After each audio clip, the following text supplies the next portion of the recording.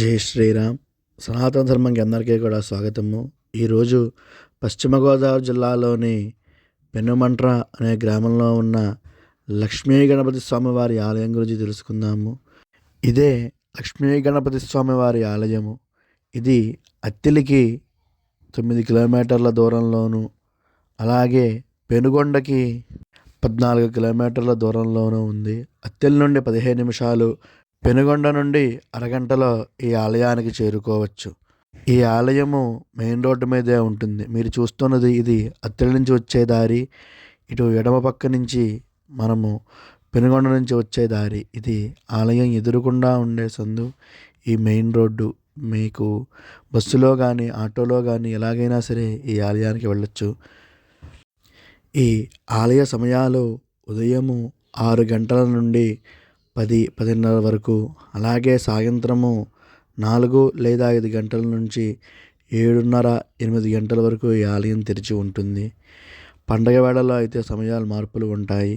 ఎవరైనా స్వామివారి దర్శనం చేసుకోవాలి అనుకుంటే ముందుగా అక్కడ ఉన్న అర్చక స్వామివారిని సంప్రదించడం కానీ, లేదా ఆ ఊరిలో తెలుసున్న వారికి చెప్పి వెళ్ళడం ఉత్తమము.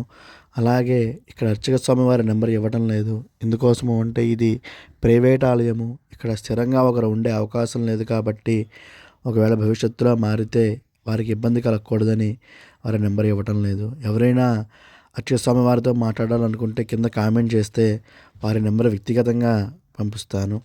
ఈ ఆలయము ఎంతో పురాతనమైనది, కానీ దీనిని తిరిగి పునర్నిర్మాణం చేశారు. అది కూడా 2020 సంవత్సరంలో ఆలయము పునర్నిర్మాణం చేసి ఫిబ్రవరి 5వ తారీఖున ఇక్కడ మళ్ళీ విగ్రహ ప్రతిష్ఠ చేశారు ఈ స్వామివారిని. ఈ వాతావరణము ఎంతో ఆహ్లాదంగా ఉంటుంది. ఈ గుడి వెనకాలే ఒక చెరువు. ఈ గుడికి పక్కనే సాయిబాబా ఆలయము, దాని పక్కనే రామాలయము కూడా ఉంటాయి. ఈ గుడి దర్శనం చేసుకున్నవారు వాటిని కూడా దర్శనం చేసుకోండి. అలాగే ఇక్కడ లక్ష్మీ గణపతి స్వామివారి హోమము ఎంతో ప్రాముఖ్యత ఉంది. ఇక్కడ గనక లక్ష్మీ గణపతి హోమం చేయించుకుంటే కోరికలు తొందరగా నెరవేరుతాయని ఇక్కడ ప్రతీతి. అలాగే ఈ ఆలయంలో ప్రతి సంకటహర చతుర్థికి కూడా స్వామివారికి విశేషంగా అభిషేకం చేస్తూ ఉంటారు. ఈ ఆలయంలో సంకటహర చతుర్థి నాడు ఉదయం లక్ష్మీ గణపతి హోమము, దానితో పాటు సాయంత్రము అభిషేకం అవి చేయించుకుంటే కనుక కోరిన కోరికలు, అలాగే అన్ని పనుల్లో కలిగే ఆటంకాలన్నీ తొలగి ఆ స్వామివారి కరుణ వల్ల అనుకున్న పనులు నెరవేరుతాయని ప్రతీతి. ఇక్కడ సాయంత్రం అభిషేకము గణపతి హోమం చేయించుకోవాలనుకుంటే కనుక కామెంట్ చేయండి, చేయించుకోవాలనుకునేవారు. వివరాల కోసము అర్చక స్వామివారి నెంబర్ పెడతాను. మీరు వారిని సంప్రదిస్తే గణపతి హోమం గురించి కానీ, లేదా సంకటహర చతుర్థి నాడు సాయంత్రము అభిషేకం గురించి కానీ వివరాలన్నీ ఆయన్ని కనుక్కుని ఆయన చెప్పినట్టుగా చేయించుకోండి. అలాగే ఈ ఆలయము ఎంతో ప్రశాంతమైన వాతావరణంలో ఉంటుంది. ఈ ఆలయంలో కూర్చొని ధ్యానం చేసుకోవడానికి కానీ, లేదా ఏదైనా అనుష్ఠానాలు చేసుకోవాలన్నా కూడా చేసుకోవచ్చు.